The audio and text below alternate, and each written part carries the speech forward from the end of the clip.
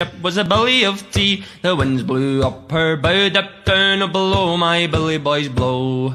Soon may the wellerman come to bring us sugar and tea and rum. One day when the tonguing is done, we'll take our leave and go.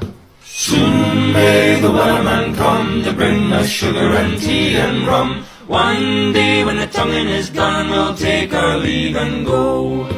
She had not been 2 weeks from shore when down on her a right whale bore. The captain called all hands and swore he'd take that whale in tow. Soon may the wellerman come to bring us sugar and tea and rum. One day when the tonguing is done, we'll take our leave and go. Yo, what is going on, people? I am here. Mike is still coming. I think he was just doing a stream, a premiere over on his show. But it seemed pretty good. Pretty good. Even though Mike can't read clearly when it says Alan Goldman right on the page as who the artist is on the back cover of Perfect 10-3. Quite clear, Mike. Let's say hello, chat. Snuggie. Crackhead with the boobs. Indie Wrestling Aces. Stephen Rockwood. Holy hell, Camel's stream was endless. I don't know if you guys caught that. That was brutal today. That was like 2 hours of torturous Mario playing. It was horrible. Eighth Alliance in the house. Dean's here. He says, it's not the future of CG matters. It's the friends you made along the way. That might be a rude awakening for me then. Scrolling down, Micros here. Scrolling, Voyager 47. Pumps back. See, I haven't seen you in a minute, man. Good to see you. Richard Fawkes in the house. Oh, he's here. Here he is. Michael, how are you? You could have waited till I finished, Rob. But don't I have to be going live for the raid to work? Is that how? But actually, that works well because a lot of times people will bounce out if they see it's not actually live. So you did well. Yep. Lord Ravener, he's smart, man. 1 sugar, 1 tea, 1 rum, please. Very good. Mo Biggs. I noticed Mo wasn't in the game show stream, Bancroft. Is he not a fan? He suffers. He suffers enough, I think. Don't need to make him suffer anymore. Steven says, I'm still awake despite Camel having sucked all the energy out of me. Oh, that was rough today. I don't know. I've had a headache all day, and I don't know if that helped, Mike. That was a rough fucking stream, I gotta say. I don't know what you're going on about. I thought it was fun. I had fun. I hope you all did too. Sean for us in the house. Mo, Rob, you got a lot of nerve calling someone out for not being able to read. That's true. Nora Rad's here. Ryan Johnson killing it on the memes lately. Jeremy Burtz is here. It's good to see so many people, which is great. Hail, Lord of the Rings. Hey all. It's super late for me, but still wanted to drop in and give my support. House CG. I wonder if he's here, he or she, because of Crackhead's videos has been doing. What do you think, Mike? Quite possibly. Like, Jeremy is crushing it more than any of us. Like, I thought I'm like, oh, I got a nice big video with my Sandman. It's like 7K. It's one of them. He's getting 7K minimum on his videos, and he's got loads. It's funny because he doesn't really get big numbers because, you know, it's like a CG audience on the premiere, but it's just like afterwards. Yeah, I mean, maybe we should do House of the Dragon videos, Mike. I mean, I wouldn't have anything to say about it, though. I mean, Crackhead has knowledge. We would just be like, yeah. So House of the Dragon, it's there's some dragons and houses. I'm pretty sure there's some houses. Maybe the dragons will burn the houses. Justice here. Good to see you, dude. Corey's been absolutely killing it, man. We'll show off his piece that he's done today. Let me bring that up. This is why I said to Corey, why waste your time doing colors, Corey, when you can do art this good, Mike? Like, simplify. Look at this. This is beautiful. You know what? It's actually a really like it's a colorist dream too, because you could do whatever you want with that. Like Mm-hmm. almost anything would work and it would look good. So maybe he does need to do that. Although with your experience with colorists, Mate, I'm one bad color away from ending going it all. postal. It's fucking I'm right on the edge, man. I tell you, right on the edge. I've got to keep my. I don't have the YouTube window open in case people do YouTube stuff. So 1 second, let me grab that.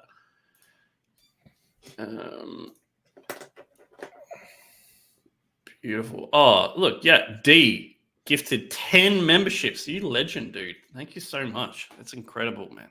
Just D's killing it, man. Just amazing. D is like putting all our kids through college. I know, right? Well, we call it university here, but you know what I mean. Yeah, they're gonna have to fight to get into university. Jeremy Burt's pumps back Snuggie Melling. Oh, did it do the crying Rob? Did it work? Yeah. You can't see it in StreamYards. It's a shame. Can you see? Oh, yeah, I can see it. I can see. Oh, yeah, look, Crackhead's done all of them. Fantastic. Yes, I love it. This is great. How cool is this? All right, scrolling down. I'm getting there, guys. Sorry. I hate that intro. Perfect timing. Frequency Girl, good to see you. You guys have a great show over there. I need to catch it more often. You like it too, don't you, Bancroft? Yeah, it's fun. It's not. I'm normally starting work, so I don't get to catch all of it, but it's good. Where's the Mo Biggs emoji? Crackhead had it. Oh, I should be able to do it. I'm a member. What? I'm an idiot. Yeah. Is that one where he's like going to shoot himself? Yes. Yeah. See, he should be black. He should be black. Yeah, because Mo Biggs is a black circle. Okay. Crackhead's killing it. It's been Just wild. Pete Cullen, you're scrolling down. Lots of people in here tonight, which is great. BLT, good to see you, dude. Yeah, can we expect an emotional damage from Rob by the end of the stream? I think so. I think we can. What do you think? Why are you guys encouraging him?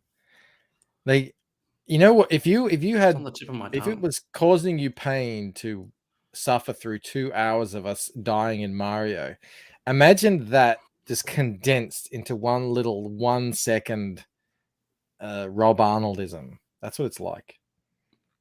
Everything I do is condensed into 1 second, Mike. The beam pads in here. ArtCS. Rob, don't gatekeep my first chat using one of your emojis. Mate, I can't even keep up. I don't know where it is. Mike's gonna have to find it because Mike has to do some work too. Scrolling down. Your first chat, Mo. Hold on. He said hello to some people. Frequency Girl, Lord Ravener, Beampad. I think I've got you guys are chatting up a storm in the chat. I can't see it. Yeah. It is a good show, and he asks.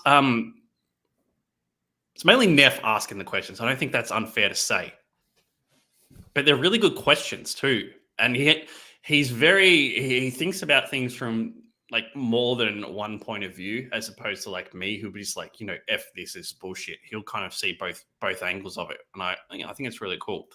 It's a sign of a person with a high intelligence. You can do that. Yeah, it's not me. I mean, no one's pretending, isn't it? I didn't say that. I was just. Courtney's Fellowship is here. Dim-witted chicken. You've changed the avatar, dude. Don't like it. Go back to the other one. Norman Rad says, Rob's emotional damage has a mass of a black hole. Bretsky the Great. Lord Ravner, $2. Rob, I feel as though I have emotional damage. Does that mean he wants me to say it, Mike? I think he does. If he pays for a super chat, he does. Yeah. Oh God.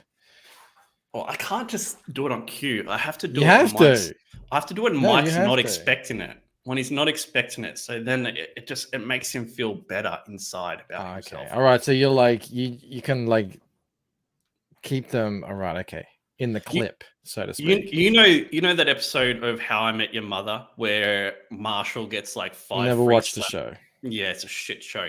But Marshall gets like 5 free slaps to use on Barney whenever he wants throughout I said I time. never watched the show. I don't know who you're talking about. Another sign of high intelligence from global frequency is they don't gatekeep me like this.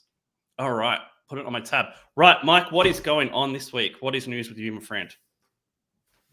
Are we friends? Yes, we're friends. We're friends now. We hang out. We went to a restaurant together. Our kids played, although yours was a little shy. That's understandable. Yeah, she's still young. I have been working like a dog, but that's normal. I do that every week. mate. Honestly, you've got to be one of the hardest working people in CG. Now I need to translate that into being one of the best paid people in CG. Yeah, I've been doing the YouTube thing, trying to grow the channel. That's going well. I'm building the habit. Like the whole thing about making comics or doing YouTube or whatever is about building habits, and it's working. It's like, early in the morning at some point I'll start thinking, okay, what video I'm going to do, and then I'll find something, and then eventually I'll draw, and then eventually I'll go and do a video, and now I've started these shorts. How are they going? They're going great, actually. One of them got over like a couple of hundred views. The other one got 100 and something, and they take no time at all to do. It's just literally you point your friggin' phone. I hold it up to the screen and talk like an idiot for 20 seconds, and then you put it on YouTube, Instagram, and TikTok, and you're done. I don't know. All you need is a couple of them to sort of hit.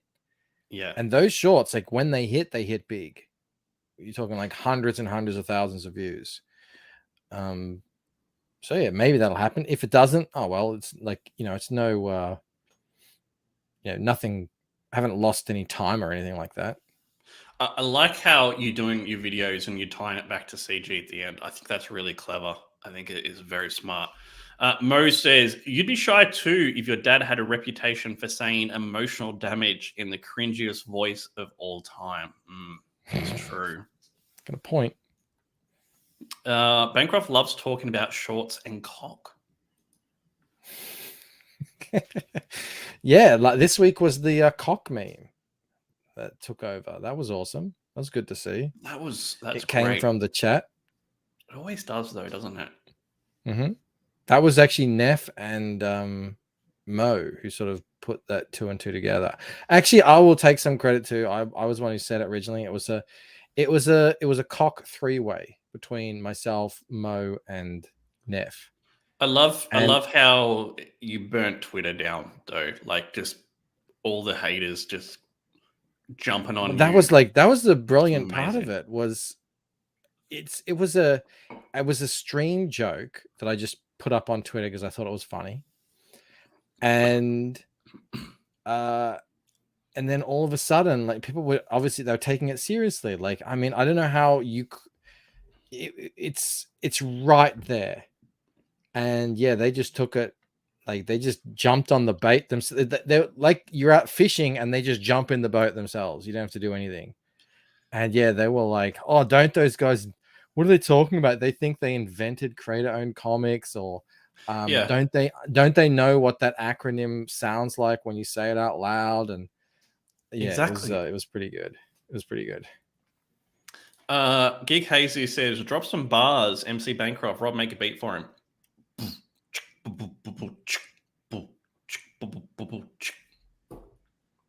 Wow.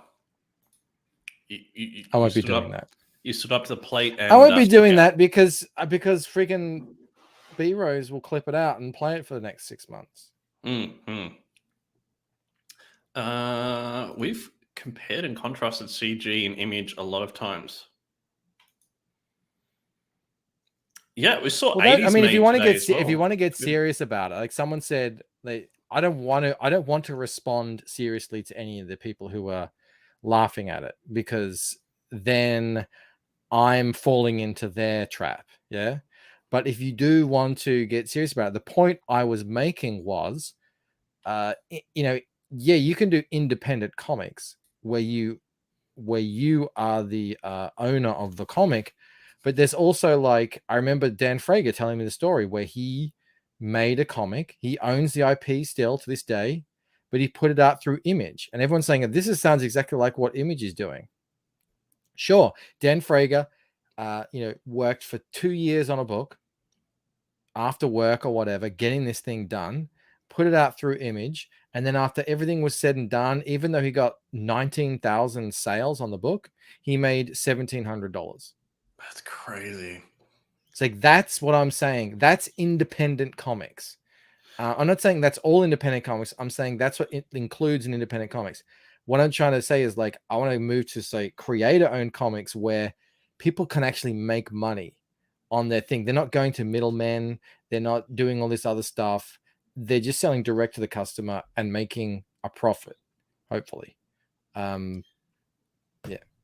I would be really IDW. I don't know what it was. Whatever it was like, it was, you don't own, you own your IP, but you don't own Image. You don't own IDW. You don't own Boom or any of those companies. Whereas if you put out a book on your imprint, you do own it. It's all yours. You get everything. I'd be really curious to know, and maybe someone in chat knows this, but has anyone got a deal with Image that hasn't come from the mainstream, right? Like, has anyone just pitched them a good idea with great talent and has made that happen? Or have they all had some sort of like half foot in the door? I'd be curious to know. I think a lot of people do. I mean, I don't know, but that's my impression that, people pitch to, like, Kirkman. I don't know. Like, did he just want to make a comic? I think it happens. But and someone was telling me a story about Kirkman saying that he was going to actually give up on comics before it was signed as a TV show. He was like, he's not making enough money. He had a hit comic book, but he just wasn't making enough money from it. And that shouldn't be the case. Like, if you make The Walking Dead and lots of people are reading it, you should be making money at the same time. So, yeah. Max Smith is publishing through Image. Isn't that your guy, Bancroft? Max Smith? It's not my guy. The furry guy. I mean, he did like Scurry. he did like my Catacomb image, but it's Scurry guy. Yeah, he's the guy I scared off your show, isn't he? I'd already spoken to him. I'd already had plenty of DMs with Max Smith going back years and years and years. And then you're like, oh, I'm going to reach out to Max Smith. And I was like, we've already talked, Rob. I did a Jasper, but without all the success of actually getting the person on the show. So Micro says, with the issue with Image, folks lose out so much after forced pricing and company cut. I just don't think Image is a viable option for 99% of people in comics. Well, it is viable if you want to just put out a comic, like that guy said. He's like, you don't actually make any money, but you get to be proud of what you make. And it's like, all right, well, if that's what you want, that's fine. Go through Image or these guys, and you'll get your comic out there. People will talk about it. People know about it. But then, eventually you're going to have to start paying bills. And what are you going to do? I think it's much better to try and make it on your own. It's a lot harder, sure. But, there's, look, I don't know how many people are going to make it in terms of being able to turn what they're doing into a viable, sustainable, ongoing business. I don't know. No one does. But I think the best option that we're seeing right now is to do what Ethan and Ripper and Shane and John Malin have done. I think they're the ones who are actually making the most money in independent comics because they get all the profit. Yeah. I don't think Image is viable, like I said, for the majority of people, because I don't think you can get in it unless your idea is outstanding. I just don't think. I'd really like. Well, I think if someone to prove me wrong in the chat and say, this person had no experience and they got their book published with Image. I'd love to see that, but I just don't think it happens. Isn't that how it should happen though? Like you work your way up through the indies and then you eventually go to the big two. It's funny though, like I Mike, don't know. like you come across, and probably not you because you're not on Facebook anymore, but you come across people that are all like, "Oh man, I've got 5 pages, and I'm gonna pitch the image, and once it gets picked up, you'll get paid on the back end." So many of those happen, and they never go anywhere. I think you need to have a foot in the door. Um, yeah, I don't know when I started thinking I should give it up. Kozor's going off recently, which is great. They were under 500, under 600 backers not too long ago, and they're up to 643. They have the proofs in hand right now, and I think they're just waiting on printing. So if you haven't looked at this, it looks amazing. I mean, Bancroft, we've talked about this before. I've talked about it with Corey and Clayton. We didn't think, we were scared. Let's put it that way. We were apprehensive about how this was going to print color wise, but it looks fucking amazing, dude. Like what they've got is Yeah, but that top like notch.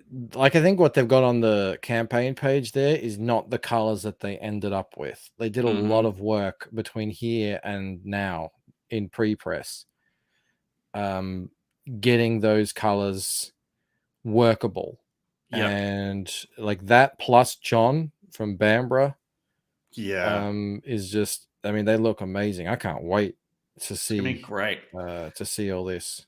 I backed this campaign like 3 times, and I'm glad I did because I've got the Kanan cover, I've got a normal cover, I've got a black and white cover, so I'm set, man. The black and white. I have to go back and check. I remember I got the Yeah. black and white.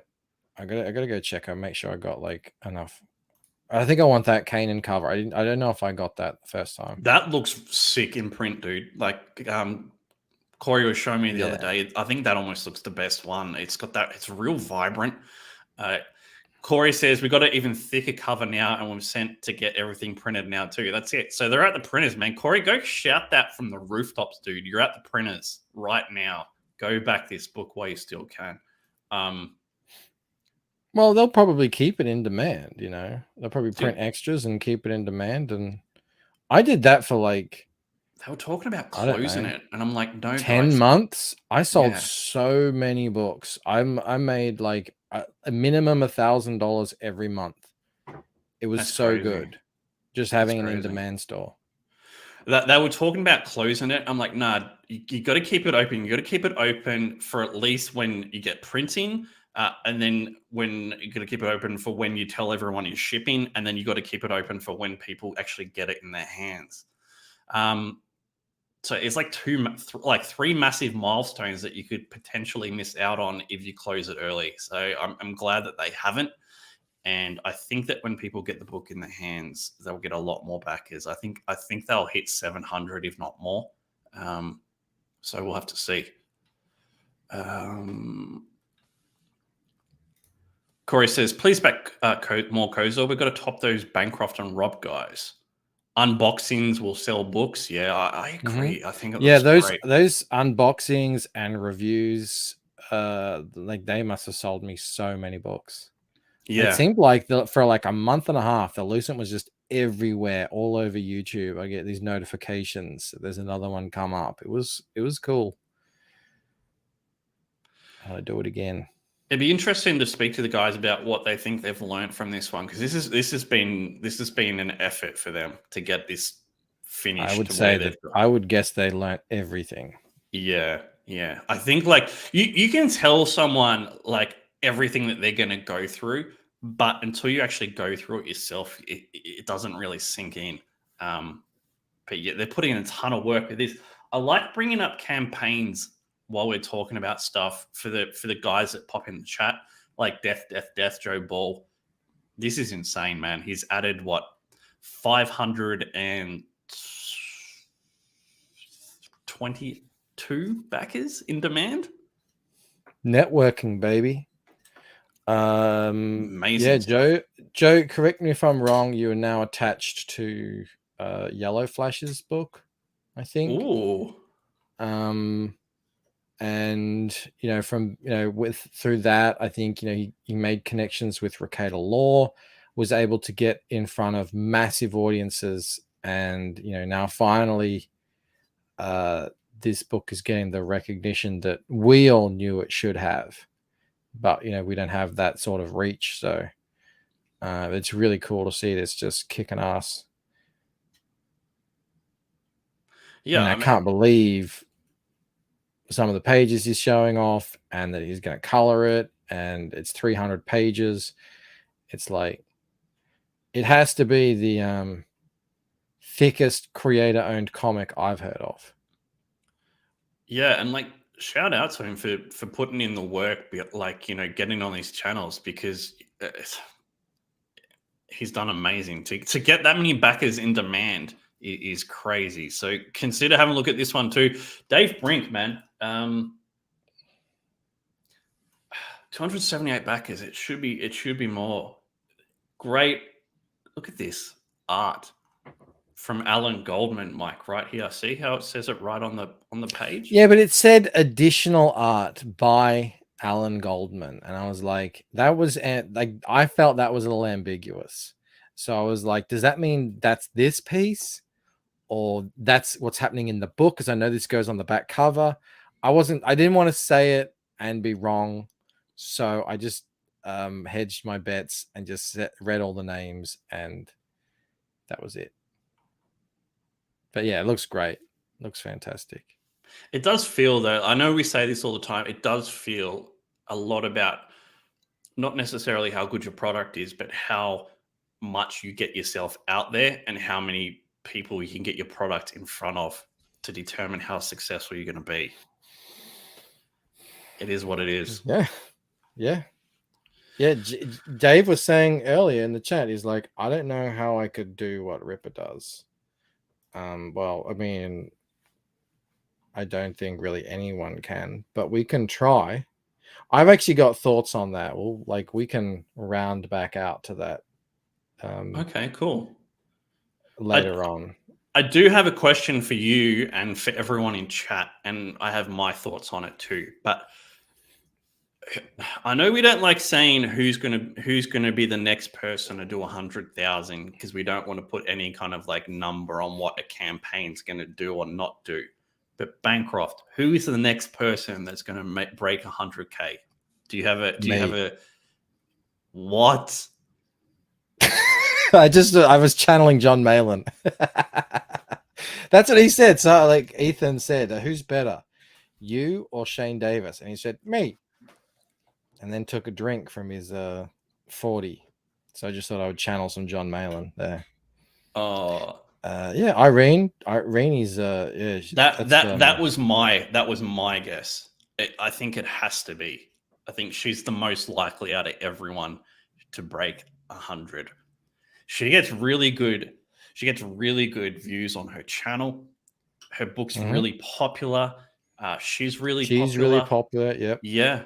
Yeah. I think she's the best bet to break the next person to break it. Here's a question for you and for everyone in chat as well. Like, can you break $100,000 in CG, right, without Ethan's help? What do you think, Mike? Because I think the answer is no. Processing. That's an interesting question. Probably Von did it. Did he though? I don't think on he what? did. On Monster MD? Yeah, I think he had help. No, there was loads of no, Ethan promoted the hell out of Monster MD. I'm gonna say, yeah, that's a good point. Like, what do you mean without Ethan's help? Like, Ethan not mentioning it at all? I think more like Ethan having you on his show and promoting it, kind of thing. All right. Well, having you on his show and promoting it, then obviously, yeah, Roquefort doesn't go onto Ethan's show. It's too intense for Kenneth. Yeah. No, absolutely. Ripper. There you go. Ripper didn't do it. Ripper he did doesn't do it. count though because He he's did got his get own promoted. massive audience. I'm He talking actually did about get onto within Ethan's show many CG. times. Within CG. Yes, it's just very rare, and I think it is like we're going to like the direction that we're headed is that we're like we're going towards it where that will become a more and more of a possibility. But I think all these it's difficult to imagine a campaign getting to 100,000 and Ethan not mentioning it or promoting it. Like that's I mean, I just don't see a situation where that would happen. And Ethan will have anywhere now between 900 and 1,300 people watching on every stream, so it's got to make a difference. Ryan says it's hard to separate the two since EVS wants all CG creators to do well. The reason why I ask it is because I think Irene's going to do really well, right, by herself. I don't know if she'd break 100K without Ethan's help. That is what I would say. It's the same with I don't know about that. with you, Mike. I don't know about that. You don't? Yeah, you think she can? Yeah, she's got it in the bag? I think. Yeah, but it's like what you're talking about now is like untangling, like uncracking an egg. Like it's she's here. She's goes on the Kings. It's like you can't. And we don't need to count like where did this money come from? Who got her that money? Like that's just silliness.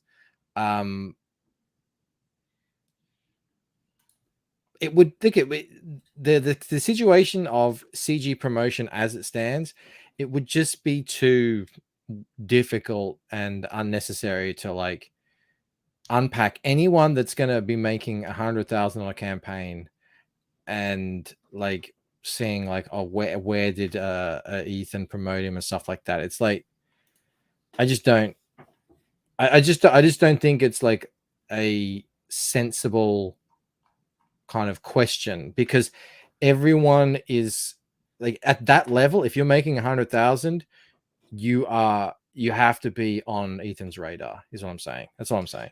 You think I have sensible questions, Mike? I mean, they're not sensible questions. They're just questions. Stephen Rockwood says, I predict that Phil Diaz and Dale Kearn will break 200,000. Oh, we got Frequency Girl too, a new member. Thank you so much. I'll show people what they get. Hang on, are you talking about New Pit? 200,000? Put another 5 zeros on that. That'll be 2 million. Jasper has a question. What about thoughts on creators who will only appear on Ethan's channel when they're in the campaign period, Rob? That's a really good question, Jasper. I have thoughts on it. I want to stay on this for a tiny bit longer. Or do I? No, I don't. We're going to move off it. This is just me, right? This is just me. I don't think you can just show up when it's promotion time. I don't think you can. I think some people do, but I think the chat, the fans don't like it. What do you guys think, Mike? What do you think, Mike? I don't think it's that much of a problem. I think it's people are busy. People are doing their own things. A lot of people are building their own channels. Like they don't have.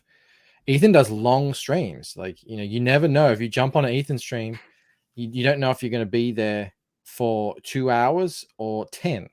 I've actually, I think it was the first time I went onto an Ethan stream, I was there for 10 hours. But so look, I don't think it's a problem, but I think you would do a lot better if you were to show up more often and just hang out. Yes, that's absolutely true. But it's like a lot of the times, if I'm watching a stream like that and just say like today there was John and Cecil in there, I'm not getting in there. I'm not jumping into that trio. That's like hallowed Comicsgate ground. You don't. And that's coming. I don't want to jump into the middle of that. That's coming from you, who's good at YouTube and is a good guest and a good showrunner as well. And you're like, I ain't stepping into that. Well, I don't want to ruin it for everyone else, and and plus, like, but yeah, it's like I don't think it's that much of an issue. I think if someone's happy to promote you, take them up on that offer, whether or not you're there all year or whether you're only there for a couple of weeks while you're promoting. Yeah, that's what I think. What are people saying in chat? Lots of good comments. Antoine says, I think if your book is good, you can just show up to promote it. If your book is shit, showing up all the time really helps. I don't know about that. I don't know. Maybe it's just me, but I kind of like if someone just shows up when they've got a book to sell. But what do you mean show up? Does that mean like on the panel? Because Kenneth doesn't really stream unless he's campaigning. Yeah, But and everyone, Kenneth no one is has always any problem with around Kenneth. though. Kenneth is Yeah, always he's in the around. chat. He's in the chat. So is that what you mean? A little bit. And he's happy to come on though as well. Like he's happy to come on the smaller shows. I think that goes a long way with Kenneth. I don't know. Ronco pops in here. It seems like you don't know. You think I have some sort of clarity on any issues? Is wrong. Rob doesn't know whether he's coming or going. I'm getting that feeling. Geek says Rini is great and her book looks very good, but I fear the book genre is not quite attractive to most of the traditional American public. It's more for a manga audience. I think that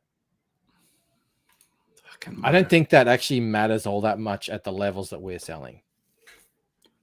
Like, I think you're only going to run into a ceiling when you're getting up into the thousands and thousands and thousands of books sold.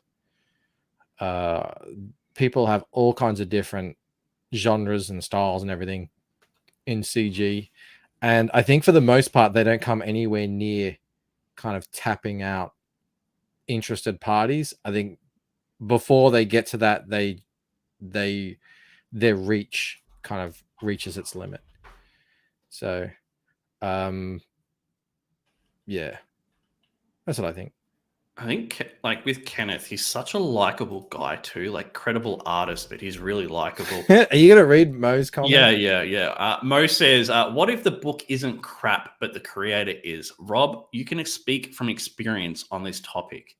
I think you just got to keep trying, Mo. You just got to keep going until people like you. Pity sales are just as good as any other sale. Like the money is still just as valuable. Antoine says Rini still hasn't let us see if she has a curvaceous body. I think she's shown off her body on plenty of occasions. Why do we need to know about Rini's body? That's the question. He's the one who brought it up. You're the one who's going in deep on it, Mike. Crackett says her book has a lot of Western fantasy elements to it, though. I hate manga and I liked Rini's book. Yeah, I wonder if fantasy is not that popular a genre in comic books. Say that again. I wonder if fantasy is a less popular genre in comic books than whatever else. Like, is it harder? It's becoming more and more popular. I think, like, I'm seeing so many more fantasies coming out and people getting excited about them. And plus, Rini's style is in line with very popular American manga and sort of high quality web comic style. I don't think she'll have any problem finding readers. Like, I think it's actually a very popular style. It might not be super popular with people in CG who are refugees from the mainstream, but I think there's a lot of people in CG who aren't that.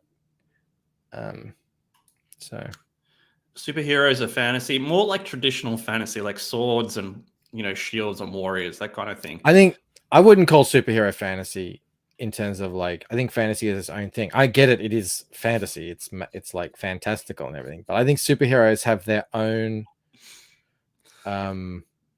tropes, leading of which, like, one of the leading tropes of fantasy of superhero is that when you get powers, one of the first things you do, and you really don't even need a motivation, is you decide to throw on a costume and go out and fight bad guys.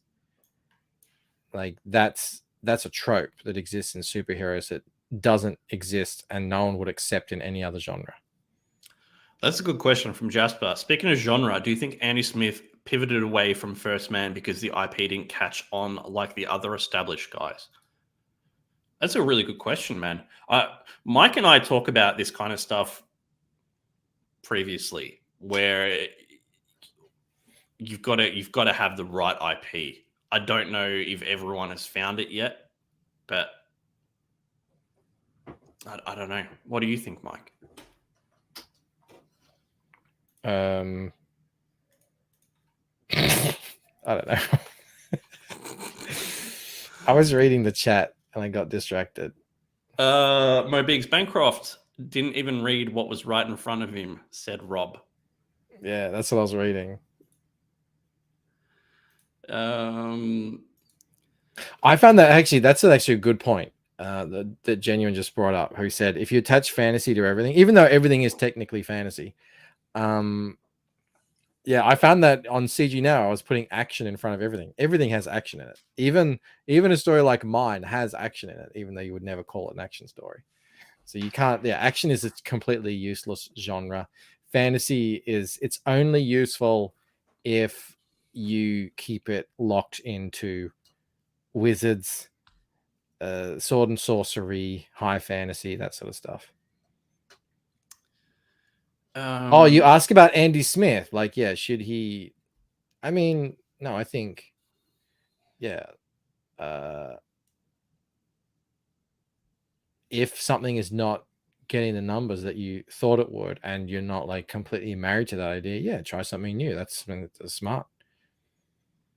I think it's hard to know if your IP is the one you should be on, though. Does that make sense? Like if that's your successful idea, the one you're working on, or if it's something else that you don't realize yet and you have to switch to it. Like I feel like you found your IP, Mike, because people resonate with that. I just made up my own IP and my own genre. I was like watching the Sandman show again. It reminded me how like I did have kind of latent inspiration from that series way back in the day, even though I don't think it was directly inspired by it. Like maybe subconsciously there were some things, which makes sense. It's all about dreams and a dream world and all that sort of stuff. But yeah, I mean, it's hard to know. I mean, I look, even if the Lucent sold 100 copies, I wouldn't change it. I'm not like, I would have just done something else with my life. I'm very happy that it got 1,000, because that means like, oh, maybe I can actually make a go of this for real. If I only had 100 backers, I'd be like, okay, well, I'll keep doing it, but I won't try and build a career out of this, for example. Nora Red says, why not go back and forth between two IPs? Who can do that successfully? Like, seriously. Shane Davis.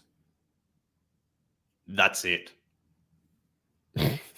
Like, no, Sure, like, seriously, though, like, who could... I think the problem with going back and forth with two IPs is you need to be able to get books out quickly, right? And Jasper will attest to this. No one can. No one's doing it. No one can get books out quickly, apart from maybe Shane, apart from maybe Malin as well, if you want to put him in that category. I don't think the majority of people can do it. PTP, yeah, that's another one. So lots of people. 3 people, Bancroft, out of 200. 200 creators in. And someone said Shane pivoted. He didn't pivot. He had that all planned out from the very beginning. Like he knew exactly what he was doing from the start. He had Inglorious Rex sitting there waiting in the wings the whole time. And he chose to launch with Starlight Cats, and everything proceeded according to his design. Graham, yeah, that's a good chance. Aaron, I don't know how quickly Aaron gets out books. Ethan, no. John, well, he's doing Thingo. What he's doing to? I don't know. He's going to do that ongoing. Yeah, but I mean, is he getting them out quick enough to make a second IP work? I'd say the answer is no, and that's like not me trying to be mean. I think like focus on Cyberfrog. That's what people want. Antoine has a good point that I just one I just see brought up. Not that Agreed, one. Rob. No, before that. Jose Garcia. I mean, we're still waiting on that his book. What's his book? Bancroft. What's his book called? Lumina Vox. Lumina Vox. Yeah, but that's because he's drawn 20 other books in the meantime. Literally, that's not even hyperbole. But does that Or matter though? hyperbole or whatever it is. It doesn't matter what else you've got going Well, he on. did get COVID for like 8 months or something. So I see a clear line between fantasy and science fiction. Fantasy and worlds are abilities that are wholly divorced from scientific principles. Yes, couldn't agree more. It's funny those two things are lumped in together. Sci-fi, sci-fi fantasy. Sorry. No, yeah. If there's no scientific basis for what's happening in your story, it is not science fiction. That's why The Lucent is not science fiction. It's not The Matrix. Diaz brothers tend to get a lot of alternate IPs out. So there's probably about 5. Another people. one. So there's like 10. 5. Like 5. You could stay here all night and just prove you wrong. Let's do it. We got 2 hours. Let's do it. Mike, this is something that you'll hate that I bring up, right?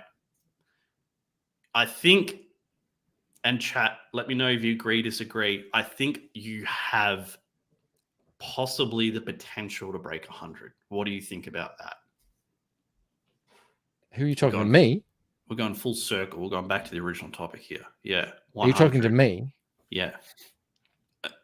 I think I'm working towards it. I think like you'll never say, I want to break 100,000 or we're going to break 100,000. I think there's a possibility that you could do it. What do you guys in chat think? Do you think he's got a shot at it?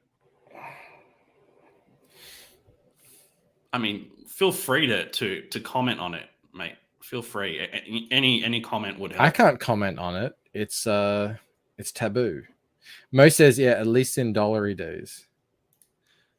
So that would be about 70,000 US in to make 100,000. It's it's I don't want to comment on it. I don't want to Sean Gordon Murphy it. So yeah. I think to break 100 though, like you have to have like an incredible launch day, because if you don't, you're playing catch up, and it's so hard to make up that difference if it's not on the launch. Don't you think? Well, the good thing about me is I have my own car. I can drive that car around whenever I like, and get pretty good views on things. And I mean, what would be really helpful if I got sort of like an internet canceling. I don't want to get like a real life canceling, but just like an internet canceling would be really helpful. Like that's like $30,000 just in that right there. So I don't know, maybe I got to be a bit more controversial. Sumo says, I get nervous when Rob starts a sentence with I think. Me too.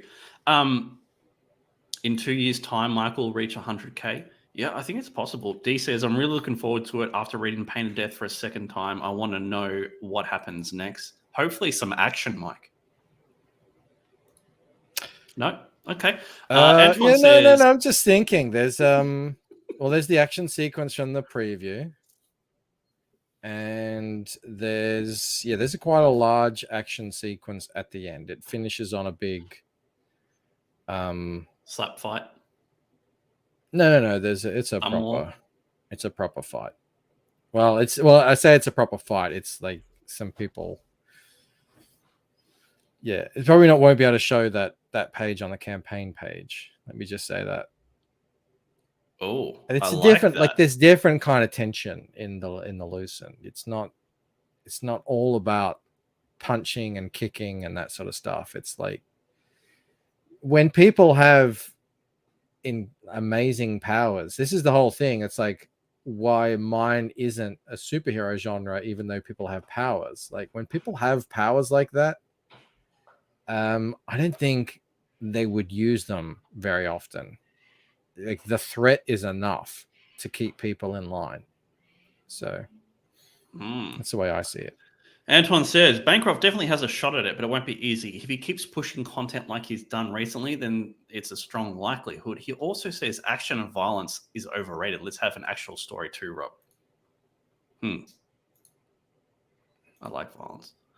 Mo says Waking Dream was very well reviewed. Bancroft's channel is 10 times the size as it was when he launched that book. The new book is better value with more pages. His art has improved. All true. All true. One thing that I have noticed in some campaign Bancrofts is the lack of higher tiers. Like I'm talking like $200 to $1,000. Do you have something in that kind of range? Because I feel like some people neglect it, and it's a massive mistake if you're trying to seriously get to 100,000. I think it's a serious concern. Need some big tiers, yeah. You do, you really do. What do you have anything there? Well, I'll have my prints, like those one-off exclusive prints. I got to think about that. There's another idea I'm floating around. What is it? I'll have to like research. Something like this. Hang on, I got to move things around. It's filthy in here. Like Antoine, I really like $2. this. Rob has plenty of tiers. Thanks, Antoine. I really like this from Go full screen. From Maddie Fowler. Yeah. Retro graphics. It's a Psycho 66 album size, so like bande dessinée size, just a black and white. You get to see all the line art. Oh, nice. I really like the idea of this. Like I don't know how much these are to produce, but yeah, I would definitely consider offering something like this, so people can kind of see a lot of the detail that they won't be able to see at the normal size. Yeah, look, I don't know. Skip has a good one. It says change the puzzle pieces or prices to $1 a piece. 1,000-piece puzzle equals $1,000. It's a good idea. It's a good idea. And then it's $1 plus shipping on each one. Richard Fox says high price tiers are hard, especially if your art is all digital. Agreed. Yeah, that is. Yeah, I put up the cover art for 800 Australian last time, and then I had art pages up for, I'm going to say 300 Australian or something like that on the last campaign, and they did great. I sold a bunch. I sold the cover. The only thing is I'm not doing that again, and it was like just such a waste of time, so to speak. Not a waste of time because I made the money, but like I would rather be moving forward and drawing new Lucent stuff than going back and kind of redrawing stuff I've already drawn. You're a victim of your own success, Mike. You weren't expecting how well your book did. Yeah, like Rainey, she's having to make hundreds of these friggin' wooden carving things. Yeah. 40% Z. Question. A lot of print cost is just setting up the machine. So what is the price difference between overprinting a book versus going back to a print for a second campaign? Say 4,000 copies versus 2 times 2,000. It's a lot different, man. It really is. Night and day. Yeah. It's it's the difference between making any money and making a lot of money. So yeah, I will be doing a reprint of Waking Dream, and hopefully I'll be able to print a whole bunch of them because I'm about to sell out of my first printings. You can't just print another X number of books without forking out a lot of cash up front. It's thousands and thousands of dollars. So unless you have a way of selling them, then yeah, it could become an issue for you. And you're right. It's like if you print 1,000 or 2,000, it's not that much of a difference in cost. It's a little bit, but not much. But it's that first 1,000 that gets you. Mm-hmm. Overprinting is 100% the way to go. Yep.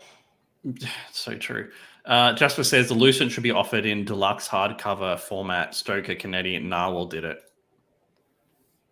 second printing of the Lucent should be hardcover. Yeah, but like the whole idea, I think, of the second printing is that it's the more like affordable option. You know, I was thinking of printing it soft cover and then dropping the price by $5 or something like that, and not having the UV spot on it or something like that. I don't know. I will do eventually hardcover editions. I don't know if it's the time right now. I don't know. I mean, this is all just stuff I'm thinking off the top of my head. But yeah, I think Mo's right. Save the hardcover for the first trade. Yeah, it's so hard to. But know I would what to print do. like a hardcover, like art edition or something like that. You know, just as a special thing. Because I think you can print these as sort of a pretty small run. We'll see. It's really interesting. Like, yeah, I have lots of questions about things that I need to do, and I'm not sure of the answers, so I might as well ask you. So for everyone that's signed up to be a member, you guys get exclusive behind the scenes look at the art that we're doing for Swift Shock Story, plus other stuff. The first thing is this set of 9 trading cards by Alan Goldman, and they're like, how ridiculous is this guy, dude? He's amazing. Oh, I can't show I that. hear he did some art for Can't show that at all. For Dave Brink. Yeah, he did. It's funny. Like someone emailed me today, and he said, "I've hired this guy based off you showing his art," and I think like that's a really great thing, because like he's putting heaps of work into this, like this page in particular, and the art quality is fantastic. And because he's gone above and beyond, he's got more work from it. I think hats off to the guy. I think he's brilliant. But I don't know how I do this, Mike. I don't know how I make this work. I've got 9 trading cards. I think I'm going to have to sell them, right? I don't think I can give away 9 trading cards, right? Because it's too expensive to give them away. Like if it's a sign up thing, you know, like you get 3 cards for signing up, or you get 3 cards for backing. How do I make this work for everyone so that they're happy, that they get all the cards? It works for me. Do you have any ideas? Or do you chat? Because you don't want to sell them for $10, do you? Well, no, I'm not opposed to selling them for $10. Camel says he's going to do 9 trading cards for $20. All right. Well, mine will be cheaper than that. Well, I think if it's art this good and the coloring looks amazing, sell them for 15. And if they're really like, cards are not the same. Cards ain't just cards. I got a stack of them back there. Did you see my card collection? I put them all in the little things. No. I mean, I'm not like, really in depth. They're not all made the same. Some of them are super high quality. The actual physical card is way better quality than others. I think if you get a really nice quality card, color this piece up brilliantly. Yeah, I think, $15 or something, and you could sell them as an add-on. 900 trading cards for $900. I think the potential profit you'll make. Yeah, just sell. All you need to sell is one. Cards. Yeah. All our backers get 8 free trading cards, Rob. Really, dude? You'll have to talk to me about it, because I was trying to price it out, and it seems like it is a lot of money if you're doing like 9 cards. And do it as a poster too? Oh, maybe I will. It's a good one. Cards suck. Okay. I used to think that, Jasper. Now I like collecting them now. I don't know, now that I have a way of storing them, I actually quite like them. Whereas before I was like, what do I do with these? Dave says, Alan does not do sequentials, unfortunately. I said to him, whenever your schedule clears up and you're ready to take on another book, I have got something for you. Make a one-off and he card. said, yeah, get in line. Yeah, I know. Sell them 9 as an add-on. Have 9 cards, but give people only 3 random for sign up, and sell extra 3 packs for extra cost. That's a good idea. Yeah. That's actually a good idea. So you could attach 3 to a tier. And then if you want the rest, you have to pay or something, or you can just get them outright as 15 or something like that. It's worth it if the cards are double-sided. You could do 9 character cards, and the backs of each create a poster. Yep. Okay. So I want you to do double the amount of art. Fucking camel. Aren't they stretch goals? I won't buy them. I don't know what they're going to be yet, Jasper. It's just we have this sick image that is 9 cards that all join together. It's going to be amazing. Here's a question for you, Bancroft and chat.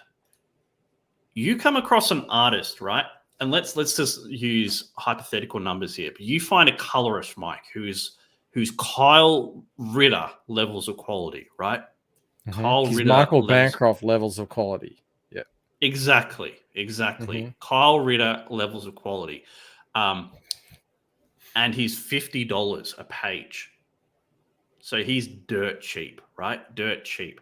What's wrong with him?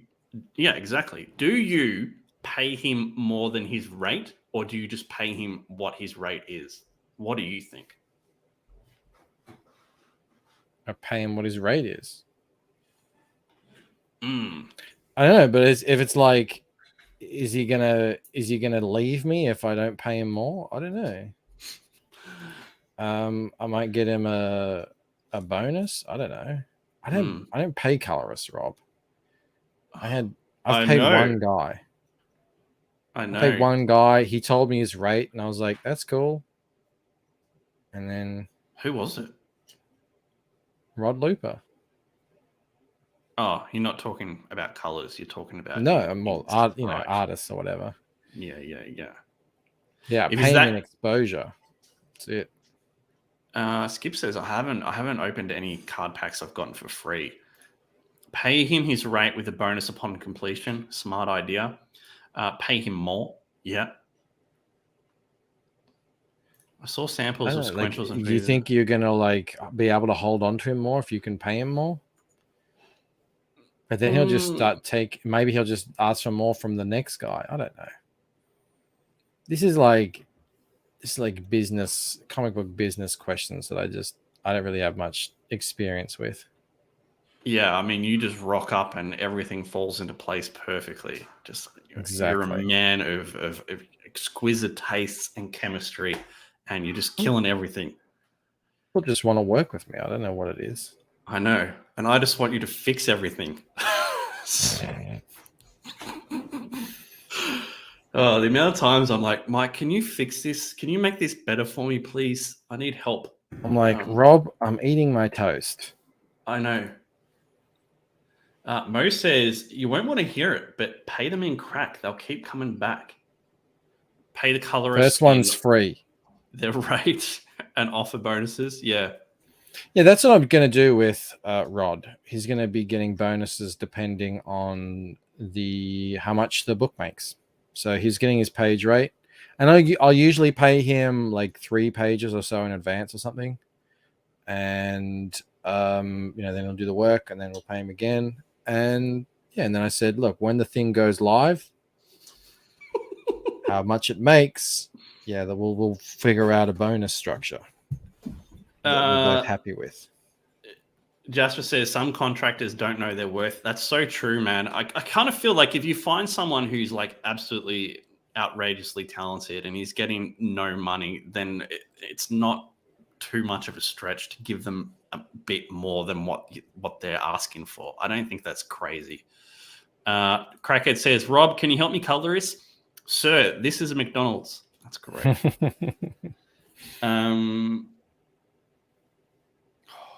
Future of CG, Mike. What is it?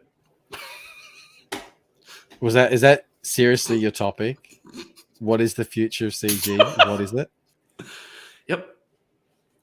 Wow. It was your topic. That's a new low. Oh my God. Well, where do we go from here? the hell, Rob? That is unbelievable. I'm gobsmacked. Yeah, Really? creator You're owned surprised, comics. are you? You're surprised, are you? That's the future. Rob dialing it in. That's all right. You know what? Well, here we go. Let's pivot this to something. I know, right, Camel? So, Bancroft, what's the meaning of life? Oh, okay. What is it? Yeah. Tell me. Now, here's something that we can talk about. So, How do you make people like you? What's the answer to that question? better question? So, Dave Brink earlier asked. He said, "I don't know how I could ever do what,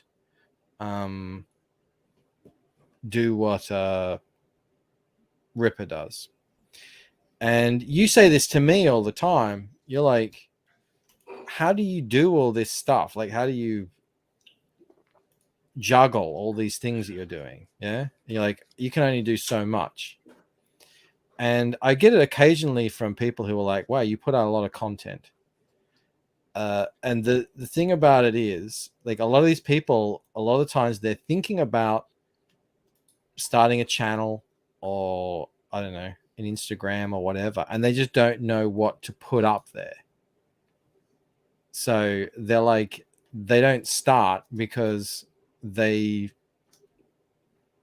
seems so overwhelming, because they look at people who are putting out lots and lots of content every day and they think they have to do the same thing.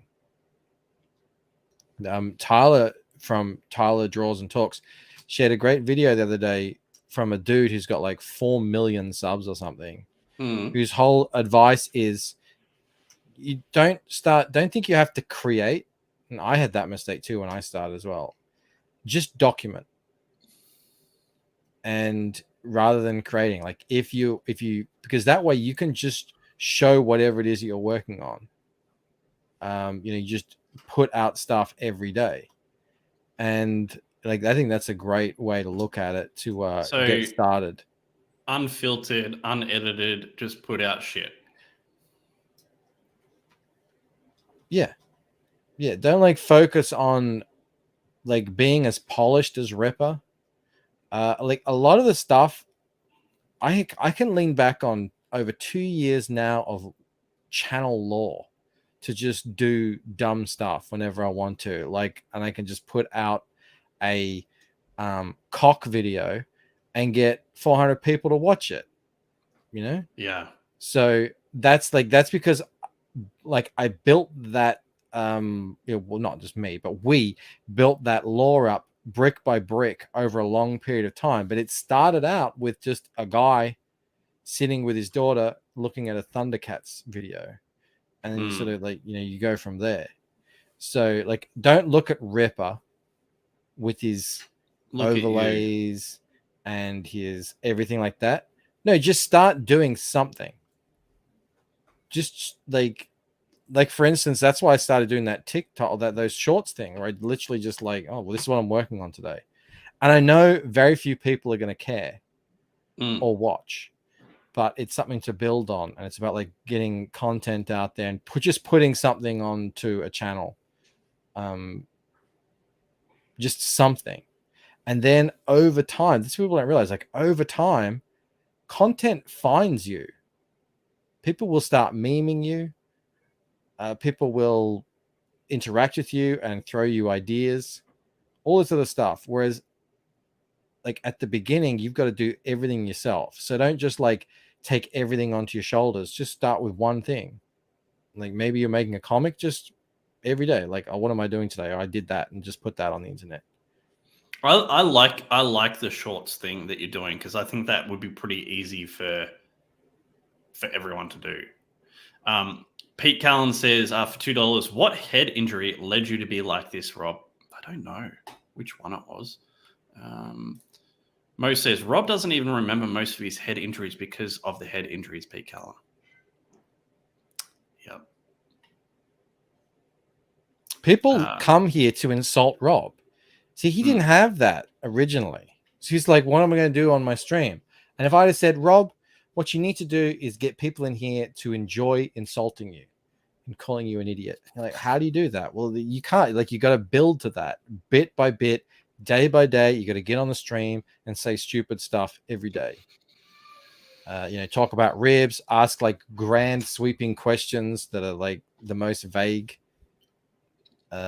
thing. Pete Callan for 2. Rob hasn't listened to a word you said, Bancroft. Doesn't matter. I have. It's above Rob's pay grade anyway.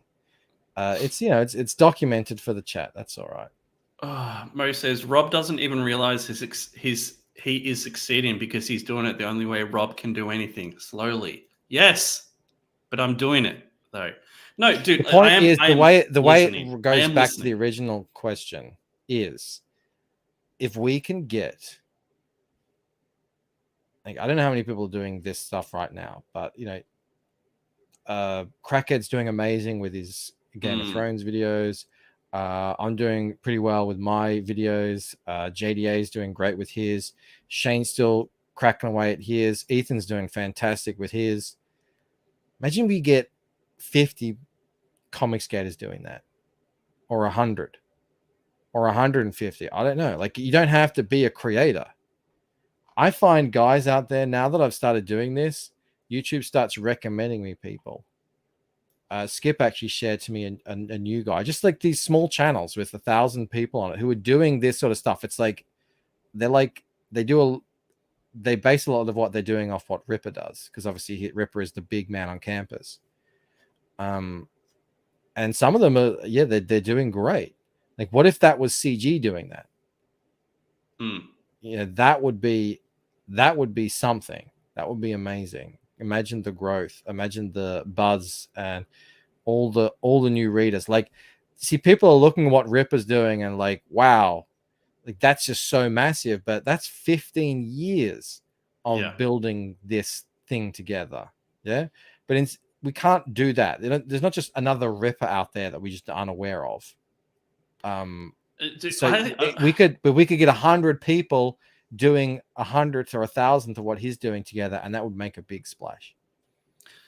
I think you're built differently, dude. I think you're an outlier in terms of what people can actually physically put into whatever they're doing. You're like a machine that works and then comes home and right works now, more. Actually. Like, seriously, like, I'm not blowing smoke. I can't work as much as you. Like, my back's fucked. I cannot do what you do. I think the majority can't either. Like, I think you're an exception. Camel says, it's hard for me. I genuinely want to create a legit show for people. It's the editor directing me. We were talking about this earlier. And like, I kind of feel like Camel is one of the very few people that actually put on a proper show. What do you think about that, Mike? I agree. That's not unfair to say, is it? I agree. And I'm like, what I'm saying is, as general advice, I mean, so not for everyone. Like, I'm not suggesting Camel should change anything he's doing. I think he's doing great. And, I think what it's going to take is just one of these videos, and it could be one of these shorts that Sheila is uploading for him of our show that are hilarious, that just takes off, like gets 1 million views from the algorithm, and then all of a sudden there's like 1,000 people watching. Like that could legitimately happen. And when that does, you do want to have that polished show that Camel does. So like, I would never suggest Camel should listen to what I'm talking about right now. He's got his own thing going on. Mo says, offering advice and wisdom to Rob is like pouring water into a thimble. Do you enjoy that one? You like that one, Mike? I do. It's a good visual. It all just escapes out the bottom. Pete Callan for 2. Again, thank you so much, man. I only insult the ones I love. And Rob, thank you for that. Skip says, it seems like a lot of channels are growing right now. So I don't know if that has to do with the Rippaverse or what, but I'll take it. That's a fair point, man. Like, we're monetized now. B-Rose is monetized. Like, more and more channels are breaking that 1,000 subscriber mark, I guess, where previously they weren't. So, I mean, there is growth happening. Yeah, we've noticed that growth for a long time. The thing is with Comicsgate, whatever Comicsgate has to offer is awesome, and people are really into it. The problem is they don't know about it. They don't know what's happening, or they're on the other side of that fog, that dome of misinformation that surrounds us, so people don't want to come in here and check us out. But I think like with more videos, like, Jeremy's getting 10,000 views on his Game of Thrones videos. All it takes is a small percentage of those people who watch those videos to go, who is this guy? What's he all about? And check out one of his streams, and then he's, they're making cool comic books. Okay. Okay, that's great. What if we had 100 people doing that? Like that would be amazing for CG in general. Is Crackhead killing it right now because he knows what the fuck he's talking about? Like, it's not like I could just go start talking about House of the Dragon and get like 10,000 views, right? It's got to be because he knows about House of the Dragon. Yeah? Of course. But is there nothing that you know about that is popular? Or that you could do every day?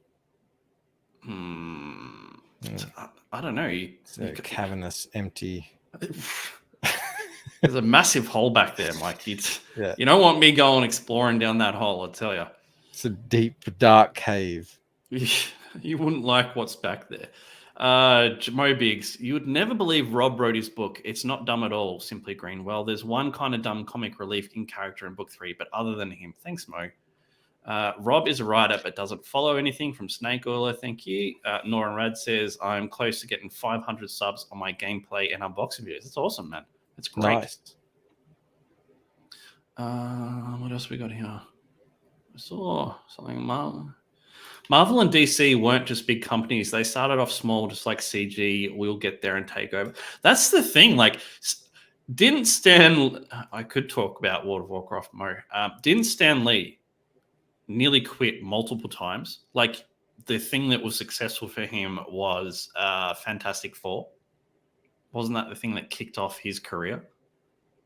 How many people are just... You're stretching the old memory here. How many people are just giving up, Mike, when they're not seeing success straight away? Like, there's got to be some sort of argument for like longevity in just grinding it out until you get successful. Oh, absolutely. I've seen that happen in real life. Like that's what's the word I'm looking for? No, it's not going to come to me. But yeah, just outlasting everyone else. Absolutely, that's a thing. That's a real. You just stay around and don't quit. The only hope is that whatever it is that you are involved in is still around by the time that you're like the last man standing. Yeah, look, that's my whole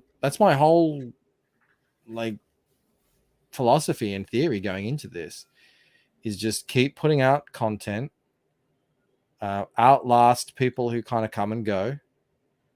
And eventually there'll be a certain time where like you will be that guy that you always looked up to back when you started. And you're like, oh, look at this guy. He's got so many followers. He's got so many books out. He's got this and that and blah, blah, blah. Yeah. Over time, you can achieve all that stuff and just kind of outwork everyone else. It's funny though. Not everyone is Kenneth Rocafort in terms of talent. No. So you can't just fabricate that out of nothing. Pork Hunt says, I've got to pause on that. Stan was crying as the removal list came in the office and Jack Kirby promised to repurpose Challenges of the Unknown into the Fantastic Four for him. There you go, man. It's crazy. I forgot what I was going to say. It was great too. Yeah, you never know when the moment is like going to come for you and your IP. I mean, this is a terrible example, but like this Kate Bush song, the Running Up the Hill song that was in Stranger Things, obviously like that's a 40-year-old song or whatever, but that has blown up. Like she's been like in the top 10s selling singles for like 20 weeks here or something crazy like that. So you never know when it's going to come. Sometimes you just have to stick it out. No? Did Rob just compare himself to Stan Lee? No. I heard it. I heard it, Jasper. Yeah. I think he did. Okay, that's fair. So, Even if he didn't, I'll say he did. yeah. Exiled pre-launch is coming to Indiegogo. Let me bring this up. Jamie Mack says no, he compared himself to Kate Bush. Interesting name, Kate Bush. Read it, Rob. Mo Big says, sign up for Elixir #1. If Arman gets his 100 signups, his cock will be big enough to satisfy Bancroft. What do you think about that? I think, what have we done? We knew not what we started, but we shall ride it out nonetheless. Old man yelling at cloud says, Master of Puppets just goes to show stick put and you can make it. Yeah. This is Exiled. You can sign up and get this statue here for free if you back the veterans tier when it comes to Indiegogo. It's got a sick Rob Willis cover, which for some reason isn't on the campaign. I blame Adam. Wesley Snipes, 100,000 on Kickstarter. So pretty crazy though. Like Wesley Snipes on a comic book, and I don't say it only makes 100,000, but it makes 100,000. Like it's Wesley Snipes, man. You think it would fucking destroy things? Yeah. No. Yes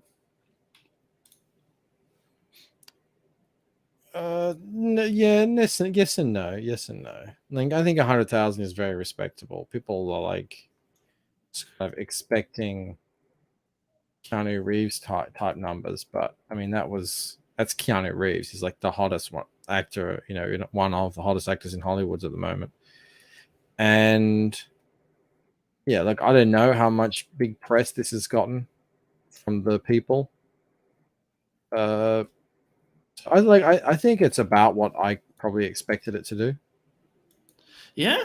It's pretty fucking crazy though, right? Like you have Keanu Reeves and the book does like $1.4 million, right? One of the biggest, stars in Hollywood, right? For a long time. And then you have young Ripper who, no Hollywood acclaim, does like $3 million. It's fucking crazy. It's so crazy how it works. If this was released at the height of Blade, it would do much better. Yeah, I mean, yep. Outside of our circles, you don't hear much hype about it. Covered Wesley Snipes as Bale. Oh, man. You didn't get him on your show, did you? You wanted to, but it didn't happen. Yeah, it was a possibility for a while, but there's a whole vetting process with his publicist. It's got nothing to do with him. It's like every public thing goes through his publicist, and I think they were on some big channel and it had like a lot of subs, so I would have chosen them too. That's the thing though, like I think he went on quite a few big shows, but I don't know if they actually translated to lots of sales. Whereas you could go on your show, which is not a ginormous show, and it would probably translate to a decent amount of sales. I think 100,000 is pretty decent. Like Wesley Snipes is not known for his comic books, So just because you like Wesley Snipes does not necessarily mean you're going to buy his comic book. It's a bit like, there's a disconnect there. So it's not like he's crowdfunding a movie, where I think like if he did that, he'd probably be looking more in the millions. Someone was saying that a lot of people that are Wesley Snipes fans don't know anything about crowdfunding and Kickstarter and Indiegogo. So there's like it's a hard sell because these people don't know about crowdfunding. So I think that's interesting. I wanted to, but I didn't back Exiled. I'll probably back it on Indiegogo. I am curious. They should do quite well. I gave Skip a wrench. I gave Sumo a wrench. There you go. Everyone happy? Good. How your signups are going great. Mm-hmm. Let's bring them up. 905, I think. You're over 900. Over Insane, 9,000. Do you know what that's from? Is it Dragon Ball? Well done, Mike. That's impressive. I'm amazed. I used to actually know about Dragon Ball. I knew all the characters and everything because I used to work in the toy section, and I had to know all the characters because all these kids would come in here and ask for this and that and blah blah blah. But I've forgotten it all now. Dragon Ball was after my time. It was prime my time. Great show. Hang on, when did it come out, Rob? I still remember like riding home wait. Was it before school or after school? I can't remember. But that Spirit Bomb episode where he made the Spirit Bomb lasted for what felt like 2 weeks of him just building that Spirit Bomb. You missed out on no all idea this what you're great, talking about. Yeah, you missed out on all these great things, Mike. Dragon Ball Z Cartoon Australia. Let's have a look. When did that come out here? Wesley Snipes is promoting Exiles hard on his Instagram. I'll get him on your show, Rob. That'd be cool. Okay. Stop Can I saying just Dragon share Ball. something? Can I just share something with the chat here? Yes, of course. I don't want to share that. Yeah, that's it. I just Googled Dragon Ball Z Australia, and here comes the question.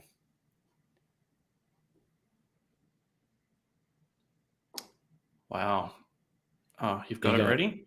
Yeah. Yeah. When did Dragon Ball Z come to Australia? Dragon Ball Z was on everyone's minds in the early 90s. It had started airing on Cheese TV in around the year 2000. Yep. How old were you in the year 2000, Rob? I graduated high school in the year 2000, Mike. Okay. That's all I want. That's all I wanted to ask. Okay. That's fine. I like how you think I leave that. You think I care that you brought up the fact that I'm an 18-year-old man watching cartoons? I don't care. That's fine. We should all be watching cartoons. Just putting it out there. We got 66 people in here. So if you can please hit like, subscribe, and share out the stream, that would be great. Also, consider signing up for this if you haven't. Do you want to? Should I promote it, Mike? Like you did for Camel today? Please do. Please do. So this is the Lucent Painted Death. It's a big book. Like it's 90 pages, which is pretty great. You can sign up and you can win one of these 10 books, which I don't know. Like there's 5 copies. What happens to the other 5, Mike? Where are they going? You haven't explained that very well. You have Motorcycle Guy. Which is great. Maybe, Mike, now here's an idea for you. You could do a motorcycle helmet tier. That could be your high tier. What, like sell a motorcycle helmet? Lucent edition motorcycle helmet. Like, I know I'm joking, but that would look fucking sick, would it not? Will look pretty good, yeah. It looked fucking awesome. It has guys that have sex with each other, but when they die, it has giant scorpion men. Hang on. Climb through catacombs to get to. It has poisonous water. It has chicks doing handstands. It has it all. How's that, Mike? Well, it was a little weird because you were sort of like half enthusiastic and then just also at the same time insulting it. Yes. So yeah. So the sex he's talking about is not real. It is a friend losing his friend to death, and he is holding him in a mournful embrace. Snake Oil says, so guys having sex with each other, girls not having sex. Exactly that. That's what we see on everything Bancroft's been working on. There's no sex in Painted Death. There is child murder though in the first one, which is great. He does it really well. There's a whole bunch of kids, then they die. I mean, it's a brutal time. You can make a single custom helmet and give it away as a stretch goal. That would be sick, dude. Who wants a That motorbike would be helmet from cool. Mike? So what's going What, on? just go buy like a super. How much are motorbike helmets? I don't know. I'm guessing they're pretty expensive. Why would anyone want to buy a motorbike helmet off some guy in Australia? Like, what because would it I would do be to it? sick. It'd be like one of a kind. You know, you could even do it like Mad Max style and put like barbed wire around it and shit in case like you get There's in no barbed wire a crash. around it in the comic. That's just his helmet. Maybe you could add it in. Jasper says he wants a helmet. Like a real helmet, an actual helmet. If you put helmets on your campaign and they sell like hotcakes, I want to cut. What's going on here? You said there's 1 of 10 books. There's 5. Raffling off 5. Well, there's 10. Then what happens with there's them? 10 books. There'll be 10 books out there in the world. You can't buy them. You can only win them.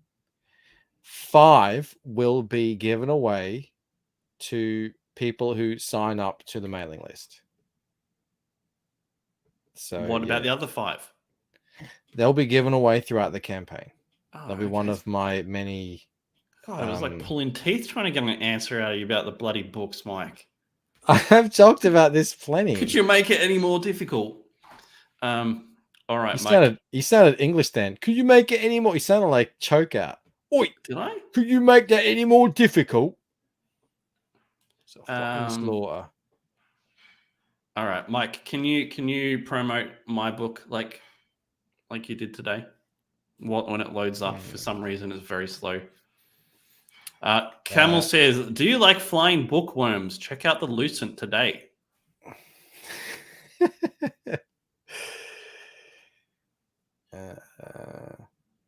Jasper, whoever's timing out Dean, stop it.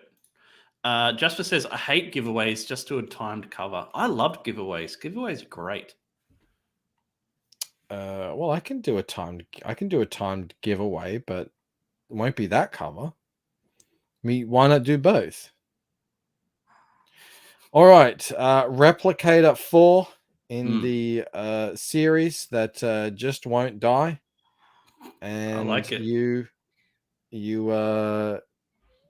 It's like the only series in the world where you haven't met the titular character by your many books in, and yeah, it features these cyborg broads fighting. One of them's brought a cattle prod with her, and Tits McGee.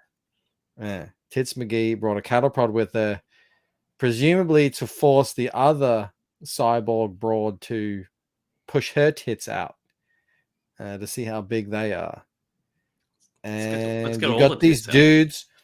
You got these dudes who are like, they look like robots, but they're not robots. They just dress like robots, and their masks, like, they show a skull on them, even though that's not their face. There's an actual face underneath them. It was like designed by a schizophrenic or something. I don't know. They have a face under the face under the face. If you are out there and you are looking for cerebral, mysterious, intellectual, really highbrow story, then this one is not for you. This is action, people getting beaten to within an inch of their life, actually, like beaten to a pulp.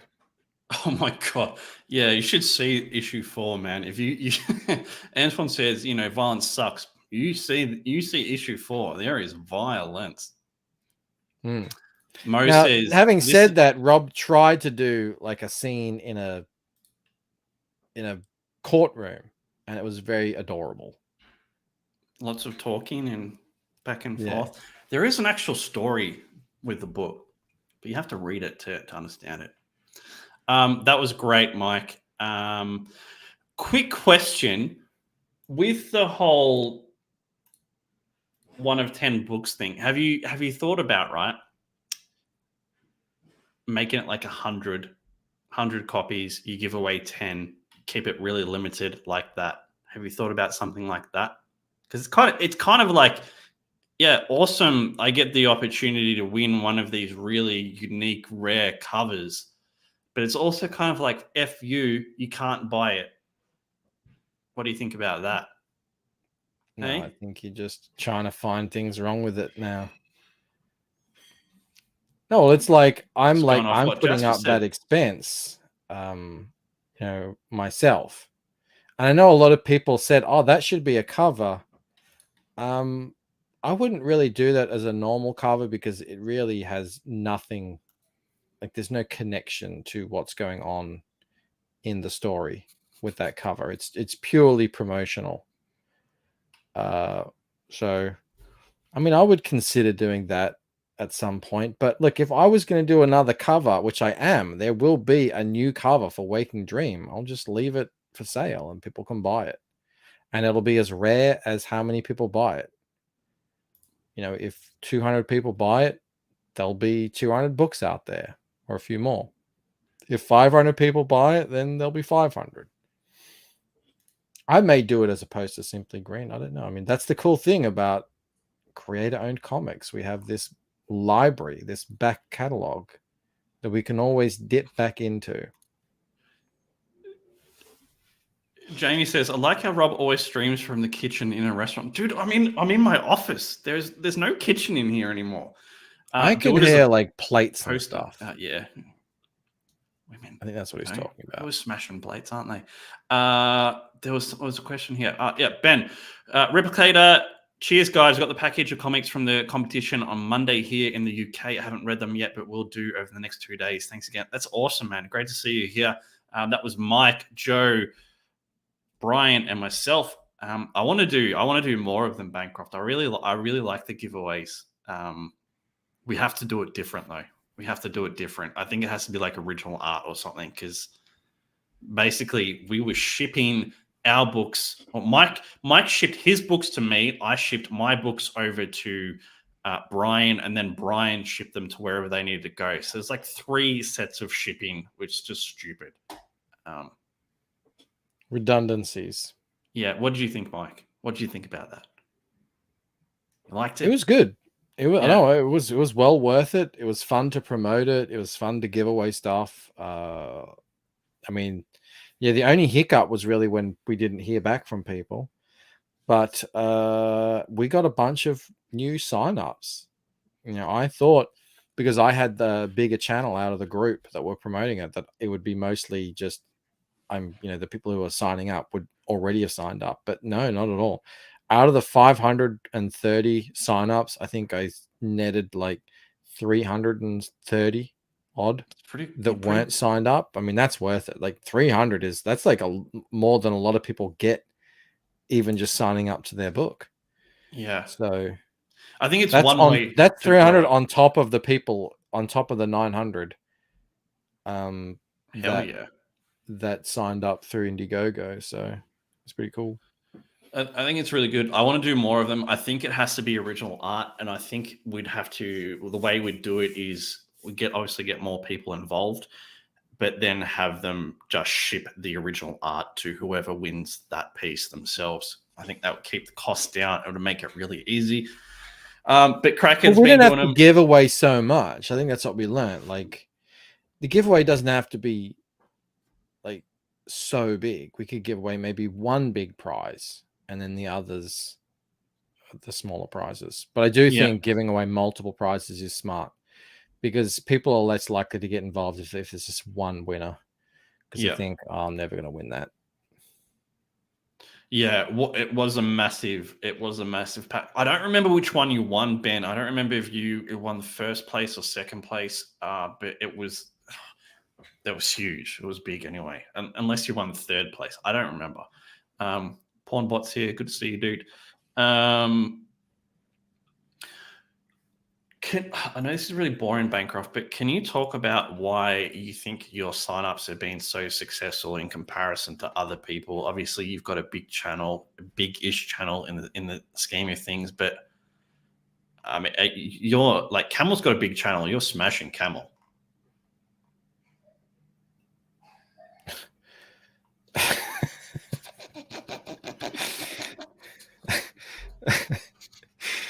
Rob trying to sow discord between friends. I like it. Well, you Pitting us motherfuckers, against each other. you did not invite me to your bloody stream the other day, so yeah, punch on. Oh, there's lots of factors that go into it. This has been open for a very long time. I've promoted it on my channel a long time. I have a cool trailer that a lot of people say is I think that is one of the big reasons. one of the best trailers that they've seen in a long time. And that's another really good point too. I actually think having a sign-up trailer is probably, I won't say more useful, but as useful as having one on the actual campaign. What do you think about that? Yeah, possibly. Yeah, people really like the art that they see. They liked the book. They liked Waking Dreams. So I have Camel doesn't have a previous book to go on. In fact, Camel hasn't even delivered his book yet. So there's that too. Whereas I have actual like readers who are really interested in continuing on with the story. What is Mo saying? Mo says, this is the price Rob has to pay to be Bancroft psychic. Michael, your sign-up page has all the momentum of a runaway freight train. Why are you so popular? Do you know what that's from, Mike? No, yes, it sounds very from familiar. The Simpsons. Do you even watch The Simpsons, Mike? I feel like it did sound familiar, but I don't know.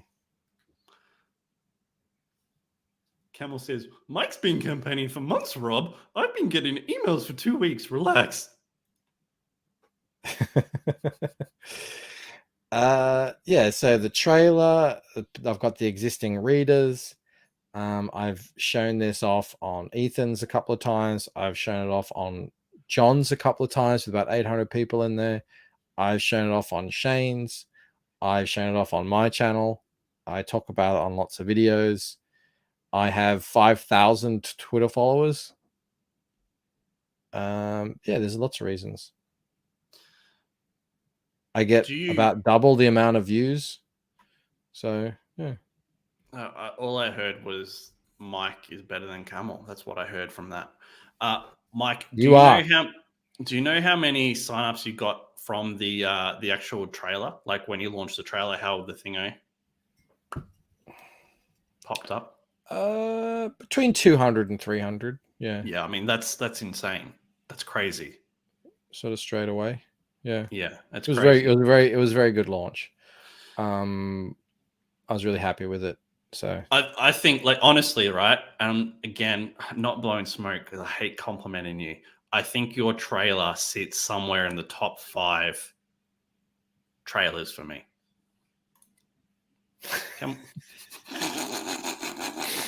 It's got a point here. What? Why are you pitting Camel and I against each other? Like, why not? We don't have to like it's not even the same thing, you know. Camel just launched his a couple of weeks ago. Sounds like an excuse to me.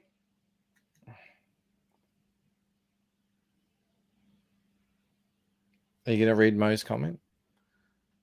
How can Rob's emotional damage impression be so horrific, yet his Camel impression is so dead on?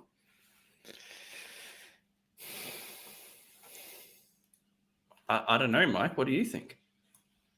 How can it be? Mental retardation. I don't know.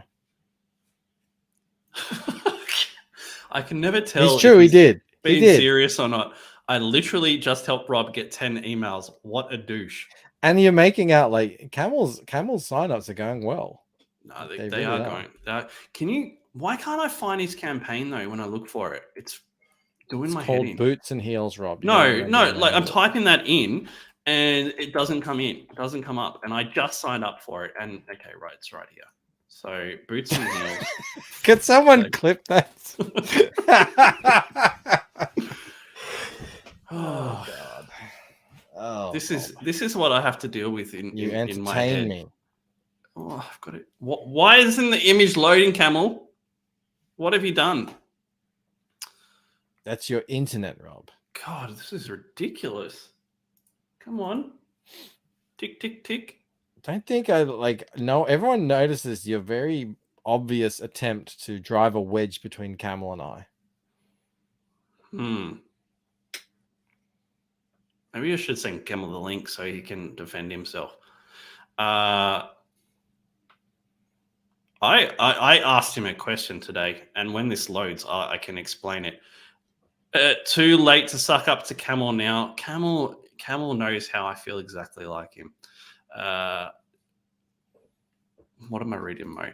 Rob, you have to spell it correctly or close enough for Google to know what you meant to type. Thanks, Mo. Jasper says, I just rewatched that. That was the most painful episode ever. I like this person here clapping their hands, Bancroft. It was clap back Karen. Is that right? Is that what it was called? Yeah. I thought that was clever. Yeah, that's like the it's ma'am kind of dude. I like tunnel vision. That's very clever. The other tunnel character. vision. Yeah. I mean, they're all great. They're all great. Oh, I just got back some colors. God, I hope it's going to be good. Oh my God. You know how it goes. Oh, well, just make yourself full screen so we can see your reaction to what you see. I don't know if I can do it anymore. Tunnel vision is good. All the greats. You have PTSD from colorists, mate. Don't even tell me. It's fucking.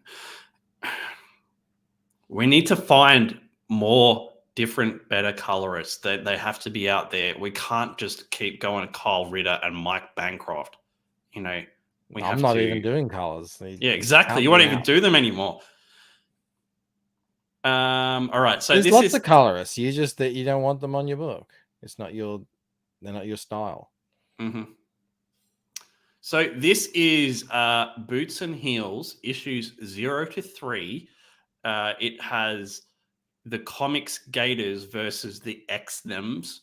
How many issues is that, Clark? I called you Clark for some reason just then. Rob, how many issues is that? 0 to 3. Well, I mean 1, 2, and 3. But I mean issue 0. So is it 4 technically? That went so much better than I expected.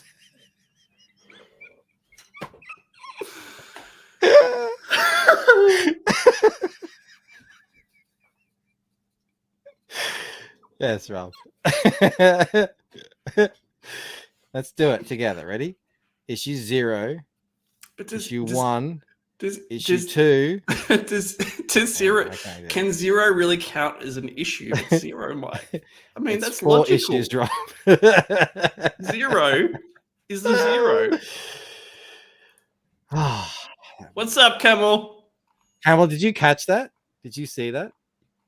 You know, I try. I put my heart on a platter for you people. What heart? I just asked Rob, Camel. I just asked Rob how many issues is 0 to 3, and he said it's 3. I mean, it's actually no. He said it's 1 to 3. 1. No one starts at issue 0 unless you count it, Rob. It's not a math equation. Well, I mean, 0 is 0. I mean, that makes perfect sense in my head. 0 plus 3 is 3. It's 3 issues. That's right. That's right, everybody. Jasper, we have 12 minutes left. Camel can come on for 12 minutes without you killing Camel. Yeah, we need him to berate Rob for trying to break Camel and I up with his what the fuck? He's like questions. Mike, you're completely smashing Camel. Camel's the worst person in the world. He sucks at everything. That's how I read it. Literally, just got you 10 emails. I spent 20 minutes helping you with your cover problem while I was trying to prep the show. Giving you actual artist advice. Fuck Camel. Camel sucks. But that's how it works, Camel. We can't love each other all the time. You can just love me all the time. Me. I'll fucking fire you so fucking fast your fucking mohawk will fall off.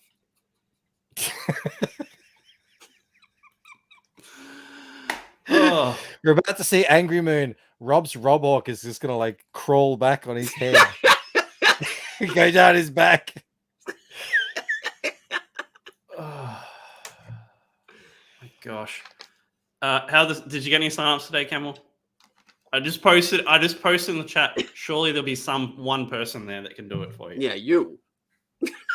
I had one. It was you. I signed up earlier. Oh, pity. Now that's what he thinks that's paying his dues. Like if I sign up, then I can talk all the shit I want. Let me see. I'll look up. I'll see. Oh, Rob, I got a new sign up. 906. That was probably your pitch. Well, I tried pitching camels. I thought it was all right. I didn't really start. We didn't get past the counting phase. Right. So there's 3 books. Camel Moon's Boots and Heels issues 0 to 3. There's 4 books, 1, Rob. 2, 3 plus 0. Uh-huh. It's not a mathematical equation. Mike, ready? 4. Okay. Yep. I get you. Do you remember that from Zelda? Mo says, I'm glad people in the chat aren't judges at the Special Olympics. Holy shit, cut Rob some slack. You know how he is. Guys, this is me. This is what you get. I'm sorry, it's very average. It's just how it is. Mike, promote this book for Camel. I already did that on Camel's show. Oh, okay, I'll do it then. It's your turn. So it's 4 books, right? We've established that. 4 books, even though it says 0, right? It's just the beginning. He's drawn them all. It's a time travel book containing story. Is that a question? Time travel book? Maybe. All right. Keep going. It has Clapback Karen, who makes points and then goes, mm-hmm. It has tunnel vision. I mean, the colors are very vibrant. And you can get an exclusive hollow foil cover. Sign up today. It's the best pitch in the history of great pitches. Thank you. I mean, if Camel doesn't have 600 sign-ups, let's do a refresh, everyone. There's something wrong. Something very wrong. Mo says 4 books is more than Rob has ever read, including the Replicator. Ryan says, I'm glad Rob is around to be the bane of Camel's existence. Antoine for 5, much appreciated. If you wanted to raise 100K, do you think a better strategy is to get as many backers as possible or increase the average backer purchase with extras? That's a great question, Antoine. Thanks for asking actually a good question. Because, I don't have... I think once you're already campaigning, it's about giving people options to back at high amounts. Like there's loads of people on Kickstarter who have high backer numbers in the close to 2,000 who make like $30,000 because they're selling a $5 book or something and they don't have any higher tiers or whatever.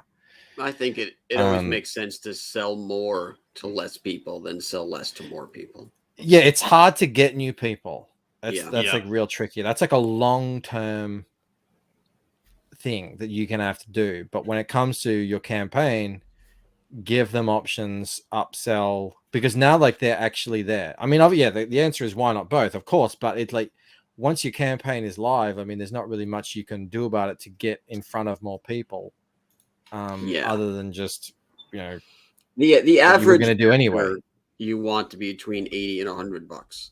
So if you look at like Ripper's campaign, he had over, let's say for on average 3 million, and he had 30,000 backers, so that's $100 each, and that averages out for a lot of guys. If you have 200,000, you're going to find that these people had 2,000 backers and so on, and that's usually because it comes out to $100 a person. So like for mine, I had 530 backers and we had $53,000, so that was $100 a person.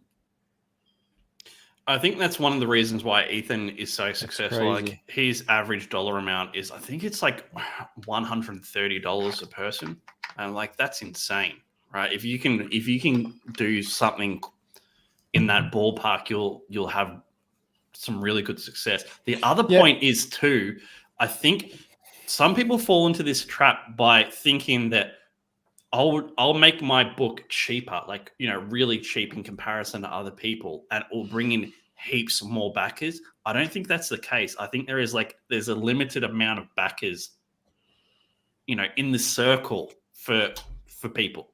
So by having a really cheap book, it's not going to get you a ton more backers. I don't think it's about that there's a limited number of people. I think what it is there are people that have a cap on how much they're going to spend on a book.